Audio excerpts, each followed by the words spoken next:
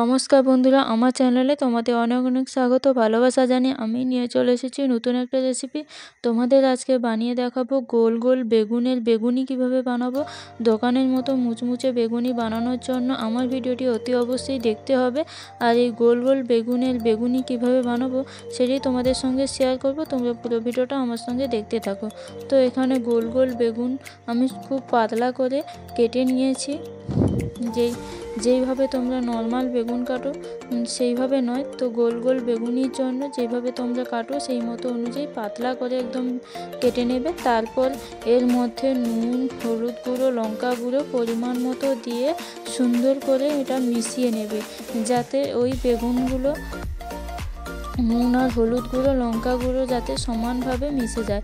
এইভাবে দেখো হাতের সাহায্যে আমি সব কটার গায়ে এইভাবে হলুদ গুঁড়ো, লঙ্কার গুঁড়ো আর লবণটা মাখিয়ে নিচ্ছি।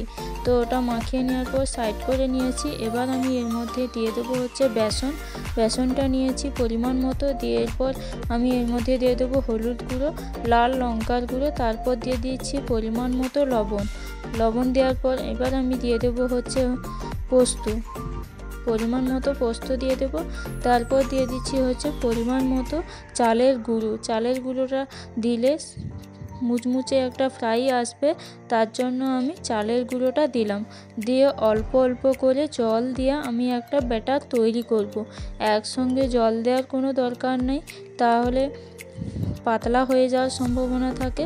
তো অল্প অল্প করে জল দিয়ে আমি একটা ব্যাটার তৈরি করে নিচ্ছি। তোমরা এইভাবে অল্প অল্প করে জল দিয়ে মেশাতে থাকবে, তাহলে দেখবে সুন্দর হয়ে ব্যাটারটা তৈরি হয়ে গেছে। দেখো আমি আবারও অল্প পরিমাণ জল দিয়ে আমি ব্যাটারটা তৈরি করে নিচ্ছি।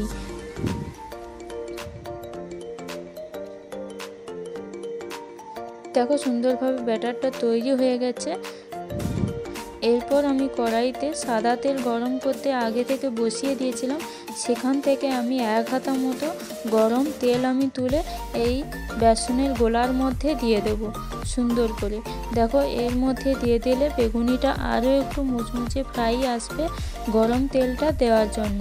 তো হাত দিয়ে দেখে নেবে তেলটা গরম আছে কিনা, সেই মতো অনুযায়ী দেখে এবার হাতের সাহায্যে ব্যাটারটা আবারও একটু ভালোভাবে মেশাতে থাকবে, যাতে সুন্দরভাবে তেলটা এর মধ্যে মিশে যায়।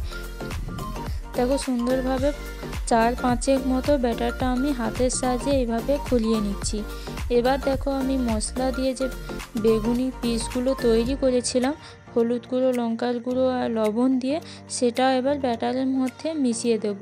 মিশিয়ে এবার ডুবো তেলে আমি ফ্রাই করে নেব। তো বেসনটা ভালোভাবে চারপাশে লাগিয়ে আমি এবার বেগুনগুলো তেলের মধ্যে ছেড়ে দিচ্ছি। যখন তোমরা বেগুনিটা ভাজবে তখন কিন্তু গ্যাসের তাপটা বা যে কোনো তাপ, উনুনের তাপ হলে সেটা কিন্তু একটু কমিয়ে বেগুনিগুলো ভাজবে, নাহলে পুড়ে যাওয়ার সম্ভাবনা থাকে। দেখো আমার মনে হয় এক সাইড হয়ে গেছে। এবার আমি এক সাইড উল্টে পাল্টে এইভাবে লালচে করে ভেজে নিচ্ছি। শীতকালে এই তেলে ভাজা খেতে খুবই ভালো লাগে।